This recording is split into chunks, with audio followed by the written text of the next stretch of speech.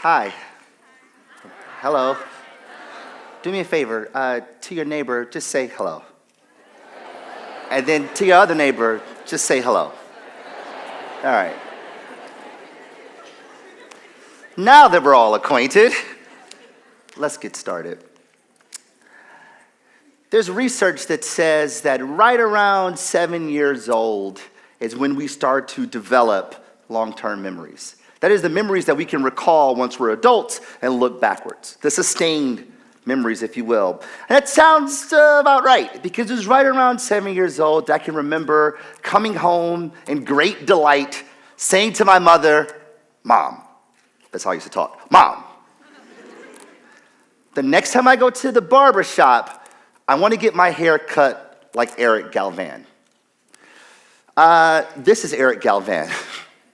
Eric Galvan is white. I am not.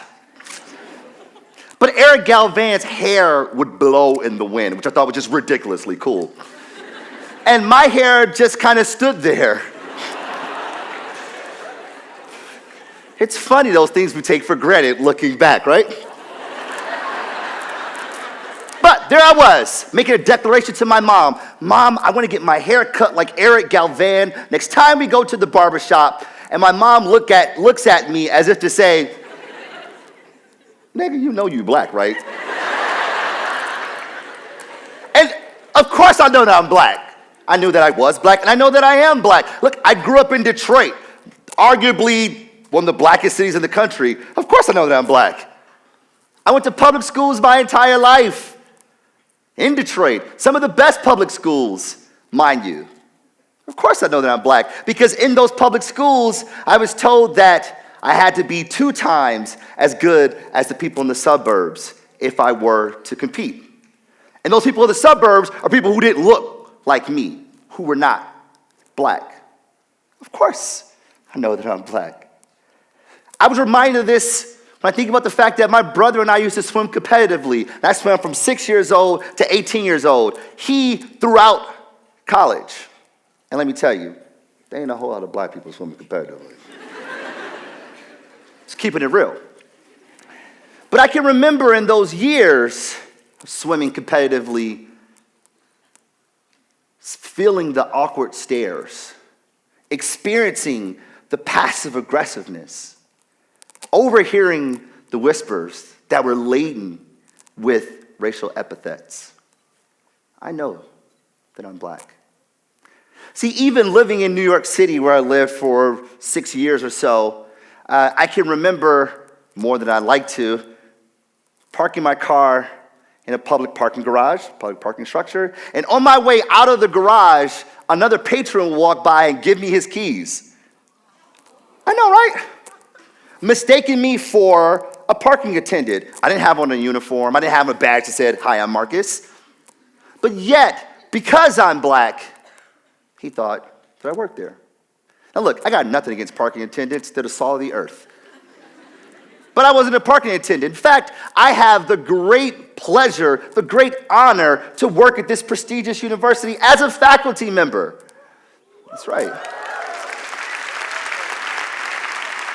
But I am reminded of my blackness when I look around the student population and I don't see very many people who look like me. Not only in the population, but among my peers as well as educators. See, not only do I work in an industry where there aren't a lot of black people there to remind me just how black I am, I also work in advertising as an executive, no less. I work in advertising where there's only 4.2% or 4.1%, check that, 4.1% of black people in the entire industry. And I can feel it. I can feel the doubt when I walk into a room for the first time. And I can feel them questioning my intellect, my ability, my pedigree, because I'm black. And if that's not enough, trust me, that should be enough.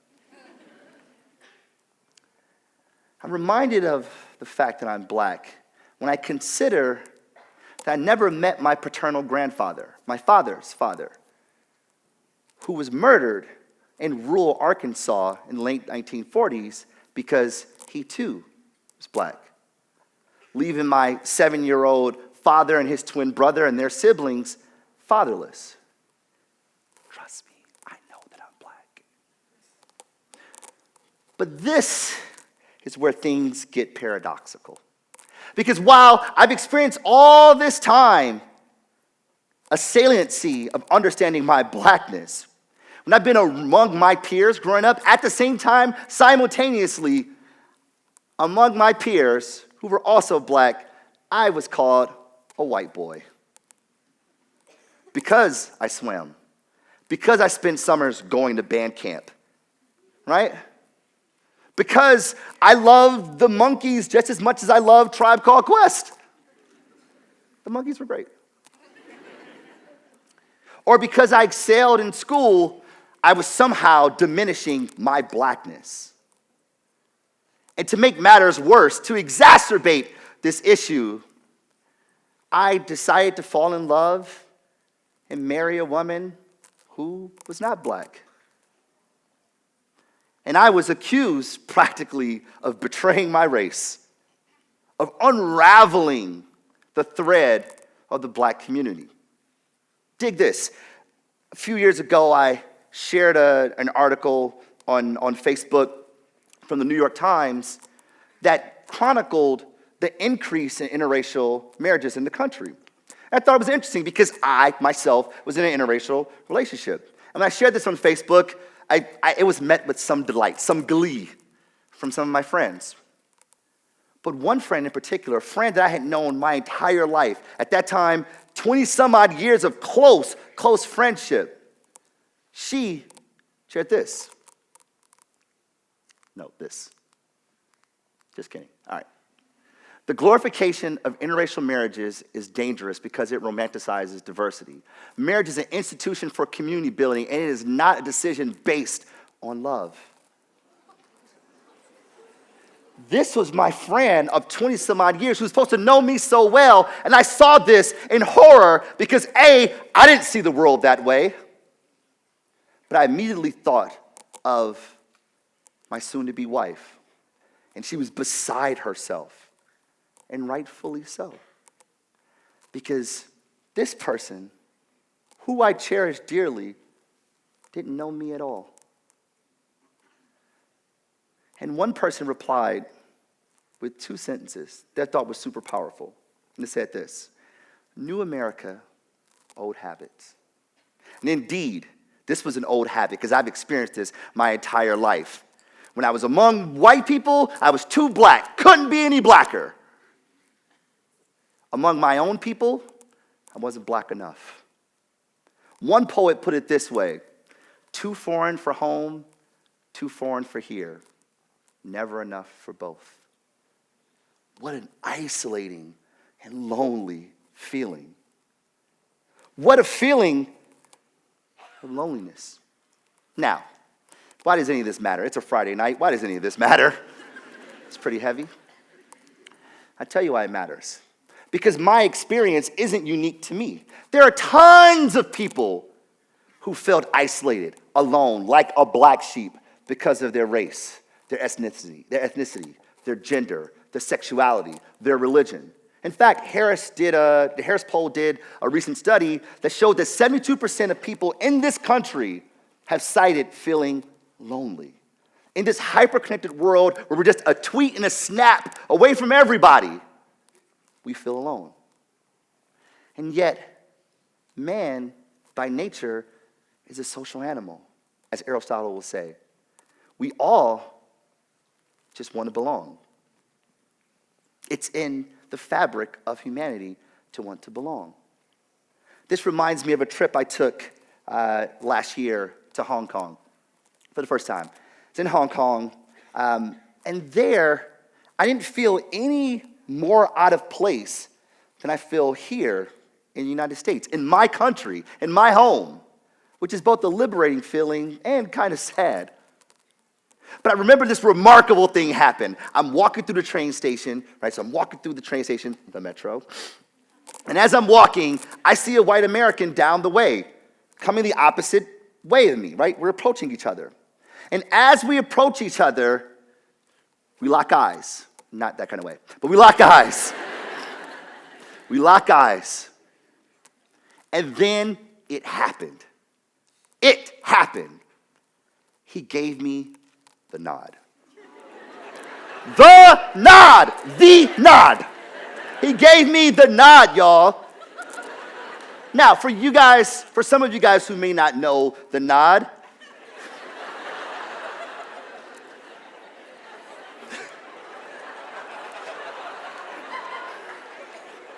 this is an institution of higher learning. For those guys who may not know the nod is an unwritten rule. It's a social norm among African American people, black men in particular. Where you see you, I don't even know you, but we are minorities in this setting. I see you, dude. You exist. You matter. And it works like this. It's very simple. We see someone who is black, and you go like this. What up? Or you do the opposite. What up? It works both ways. But you can imagine, considering the experience that black people have had in this country, where our existence, let alone our rights, didn't matter. The nod is Superman powerful. And here I am on the other side of the globe, and a white man gives me the nod, as if to say, I see you.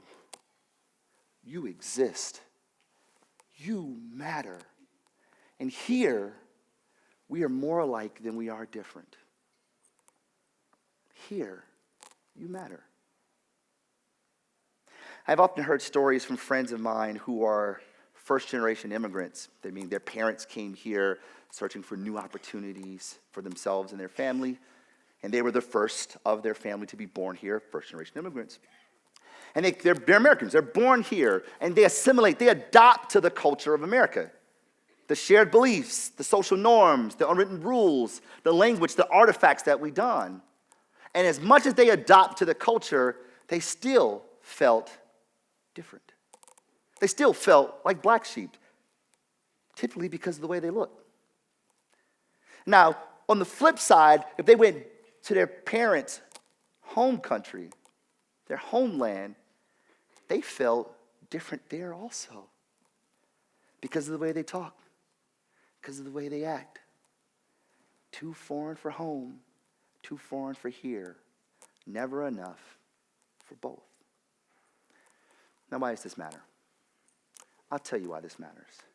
It matters because not only do we all want to belong, it's in the very DNA of people to connect. Anthropologists would argue that it was man's ability to socialize that allowed us to evolve the species. One great poet said this, "Dearly beloved, we've gathered here today to get through this thing called life." And it's true. And because of that, everything about us drives us to connect. In fact, there's a part of the brain called the mirror neuron system whose job it is to mirror what it sees, right? The brain sees something and says, wow, that's pretty cool. We should try that. And then you try it, right? Like Freud would say that thought is just action and rehearsal. You see it, and before long, you take on the behavior. That's why yawning is so contagious. You see someone yawn, your brain goes, whoa, what was that? Dude, we've got to try that. And before long, you're yawning.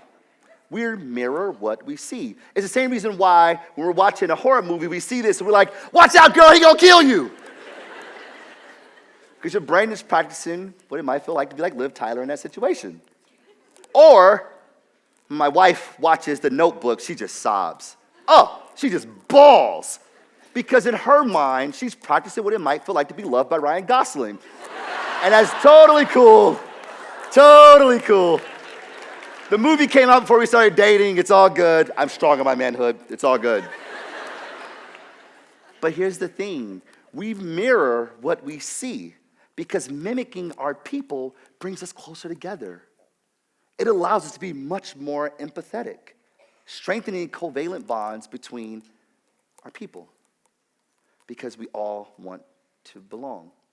It's probably why black people in particular have the uncanny ability to code switch.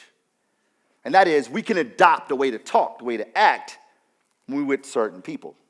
For instance, if I get a call from a number I don't recognize, I answer the phone like this. Hello, this is Marcus.